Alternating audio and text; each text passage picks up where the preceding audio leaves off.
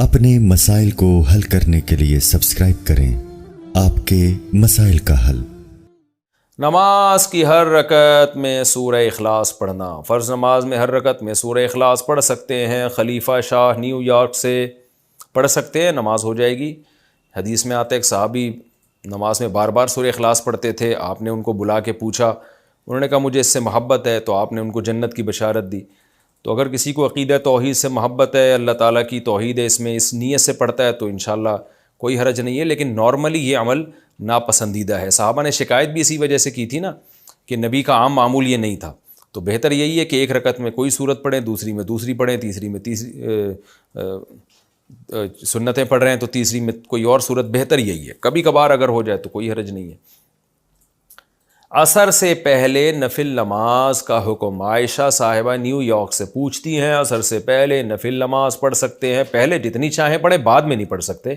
عصر کی نماز کے بعد نفل پڑھنا جائز نہیں ہے۔ ہاں قضاء عمری پڑھ سکتے ہیں، یہ کوئی اور قضا نماز ہو جائے تو وہ پڑھ سکتے ہیں، لیکن نوافل عصر کے بعد نہیں پڑھ سکتے، پہلے جتنے چاہیں پڑھیں۔ نماز میں آنکھ بند کرنا جائز ہے؟ کیا نماز میں آنکھ بند کر سکتے ہیں اور کتنی دیر تک؟ عابد خان سعودی عرب سے۔ نماز میں آنکھ بند کرنا مکروہ ہے، ناپسندیدہ ہے، کیونکہ نبی صلی اللہ علیہ وسلم ہمیشہ آنکھیں کھول کے نماز پڑھتے تھے، تو اس لیے بہتر یہی ہے کہ نماز میں آنکھ کھول کے نماز پڑھیں آپ۔ اندھیرے میں نماز پڑھنے کا حکم۔ اندھیرے میں نماز پڑھنا ممنوع ہے یا نہیں؟ عثمان غنی آئر لینڈ سے۔ کوئی ممنوع نہیں ہے، پڑھ سکتے ہیں۔ کسی نے امانت دی اور ڈاکو نے لوٹ لی تو لوٹانے کا کیا حکم ہے؟ ایک دوست نے مجھے کچھ رقم کہیں پہنچانے کے لیے دی، ایئرپورٹ سے گھر جاتے ہوئے مجھے لوٹ لیا گیا۔ کراچی کس سے لگ رہا ہے، لیکن یہ ہیں تو سعودی عرب کے۔ سعودی عرب میں نہیں ہوا ہوگا، یہ آپ کے ساتھ کراچی میں ہوا ہوگا۔ خیر، اب اس رقم کو لوٹانے کے بارے میں کیا حکم ہے اور بہتر کیا ہے؟ جزیل احمد صدیقی سعودی عرب سے۔ جزیل احمد صاحب، اگر آپ کو کسی نے امانت دی تھی اور واقعی ڈاکوؤں نہیں لوٹی ہے تو پھر آپ پر وہ امانت لوٹانا لازم نہیں ہے۔ کسی کے پاس بھی جب امانت رکھوائی جائے نا تو اس کے اپنے کسی قصور کے بغیر اگر وہ ضائع ہو جائے تو پھر اس پر لوٹانا واجب نہیں ہے۔ ہاں، اس طرح سے اس نے وہ امانت رکھی کہ ضائع ہونے کا خطرہ تھا، مثال کے طور پر لاکر کے بغیر باہر ہی ڈال دی اس نے اور خطرہ ہے کہ چور لے جائے گا، تو پھر اس کا مطلب پھر یہ ذمہ دار ہوگا، کیونکہ اس نے کوتاہی کی ہے۔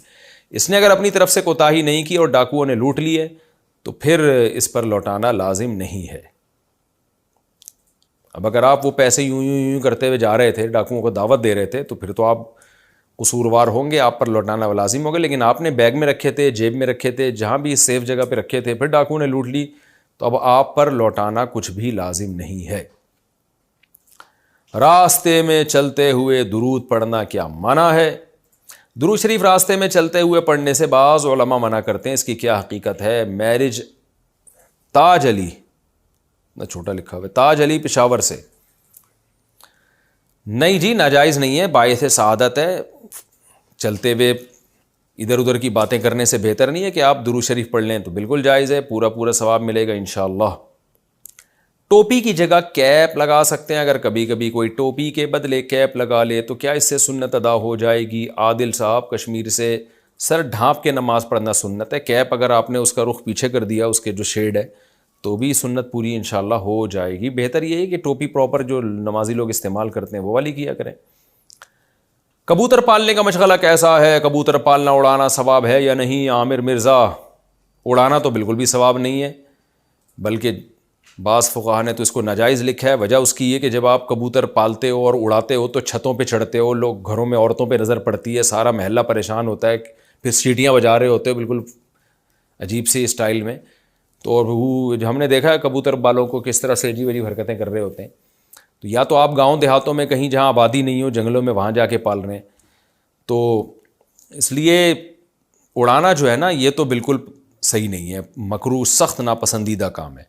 چھتوں پہ چڑھنا پڑتا ہے، اس کے لیے بے پردگی کا خطرہ، بد نظری کا خطرہ ہوتا ہے، اور وقار کے بھی خلاف ہے انسان کے۔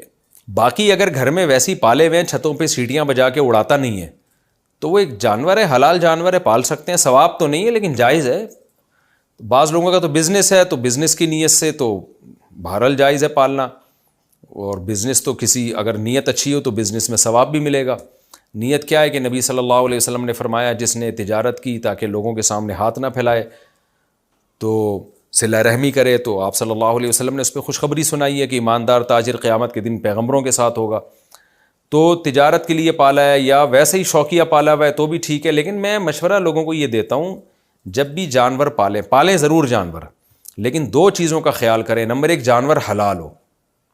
کتے بلی پالنا شریعت میں پسندیدہ کام نہیں، کتا تو بالکل ہی ناجائز ہے، بلی پال سکتے ہیں لیکن وہ بھی کوئی زیادہ شریعت میں اس کو اپریشیٹ نہیں کیا گیا، تو بلکہ بلی کی آمدن کو بھی ناپسندیدہ قرار دیا گیا ہے۔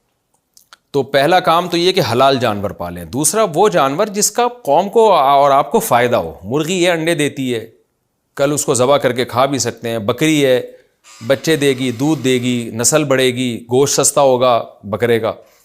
تو اس طرح کی چیزیں پالیں جس سے آپ کو بھی فائدہ ہو اور قوم کو بھی فائدہ ہو۔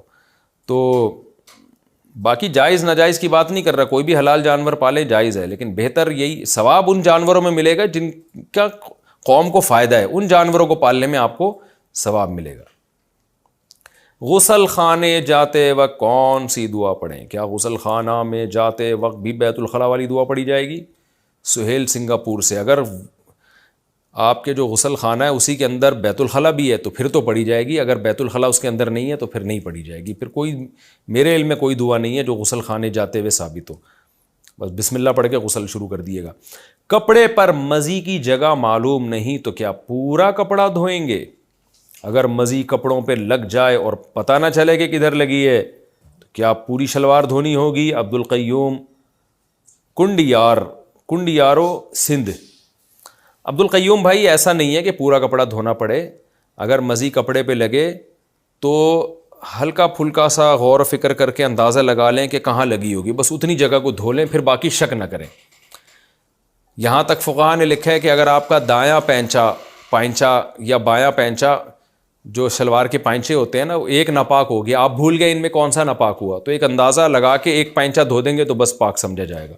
تو آپ کو پوری شلوار دھونا ضروری نہیں ہے، اندازے سے تھوڑا سا غور کریں کہاں لگی ہوگی، بس اس جگہ کو دھو لیں۔